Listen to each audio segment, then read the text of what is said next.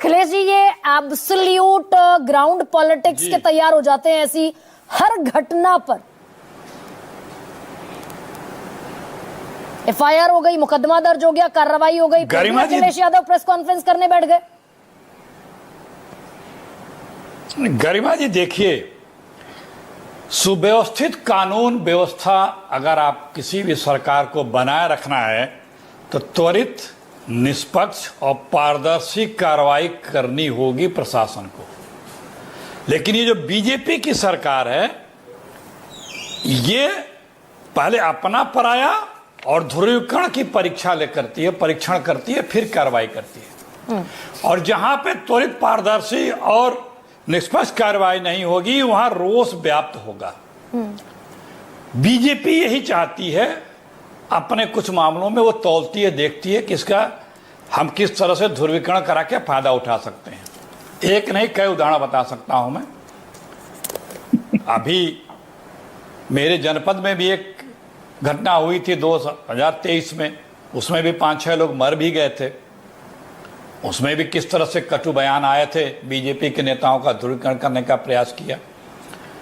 तो ये जो बीजेपी है, इसके ऑक्सीजन क्या है? बीजेपी का ऑक्सीजन है हेट और फेक। ये बीजेपी का ऑक्सीजन है और उसी को ये बार बार दोहराती रहती है। आज जो ये सब हुआ है, ये बहुत ही घोर क्राइम भी हुआ, निंदनीय भी है। हम उस पक्ष में नहीं जाना चाहते हैं जो धर्मज्ञों का या धर्माचार्यों का जो क्षेत्र है, लेकिन अपराध दोनों तरफ से हुआ है और जो कथावाचक थे उनके ऊपर ज्यादा ज्यादती और जुर्म हुई है। और जिस तरह से घृणित कृत्य उनके ऊपर किया गया है, ये घृणित मानसिकता भी दिखाता है। प्रशासन ने त्वरित, निष्पक्ष और पारदर्शी कार्रवाई की होती, लोगों को न्याय मिला होता, लोग कोई न्याय से मायूस नहीं हुए होते, बात खत्म हो जाती। लेकिन यह सरकार ये सब कराती है। आप देखें, बादा के विधायक एसडीएम से हाथापाई करते हैं, एफआईआर एसडीएम में लिखाया, कोई कार्रवाई हुई? क्योंकि अपना पराया है।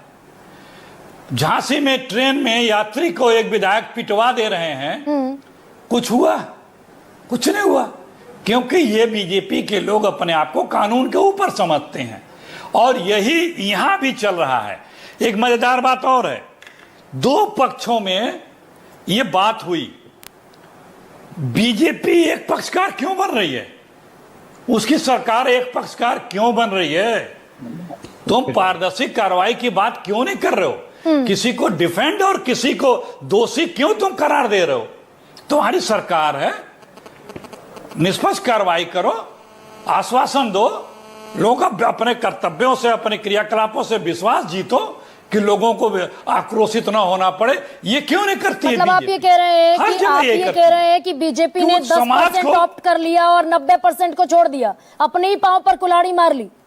लोकसभा चुनाव की गलती से बीजेपी सबक नहीं सीखती दिख रही है, आप ये कह रहे हैं? देखिए, सिर्फ देखिए, ये मैंने आपको कहा ना कि बीजेपी को हेट से और फेक से ऑक्सीजन मिलता है। आपको बताऊं, मैं करीब 2 साल हो गया, एक कथावाचक के हाथरस में भगदड़ मची थी, 121 लोग मरे थे। आप बड़ी भारी एसआईटी भी बनी थी, अदालती जांच के भी आदेश हुए थे। क्या हुआ उसमें? कुछ अधिकारियों का सस्पेंशन के अलावा क्यों नहीं कुछ हुआ? नहीं, अगर पॉलिटिक्स पर आऊं, कौन लोग थे? ना मैं एक बड़ा मोटा अपना पराया चला ना, वहां भी मैं बड़ी मोटी बात कह रही हूँ। 90-10 चल गया पीडीए अखिलेश यादव का लोकसभा चुनाव में, उसमें कांग्रेस का भी भला हो गया।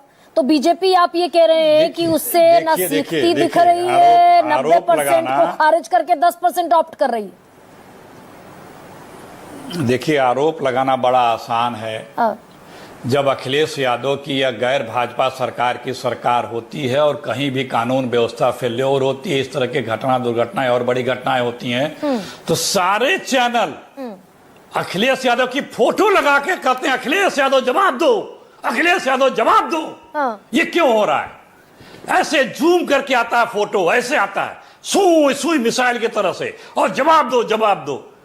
हमने किसी भाजपा के मुख्यमंत्री या प्रधानमंत्री का तो नहीं देखा कि आज तक चैनल जवाब मांग रहे हो मुख्यमंत्री से, चाहे प्रधानमंत्री से या गृह मंत्री से। आज तक कश्मीर के आतंकी कहाँ है, किसी ने पूछा? गृह मंत्री जी क्या हाल है? अखिलेश वो जी, चारों फिर कहाँ से आए थे, at the cost of कहाँ गए? repeating myself, नहीं ये तो एक ही ब्रश ये से सारे देखिए, लोगों कटाक्ष को, एक ही ब्रश से आप सारे चेहरों को पेंट कर देते हैं, ये भी ठीक नहीं है भाई। मैं यहीं बैठकर हर रोज सवाल पूछती हूँ बीजेपी से, लेकिन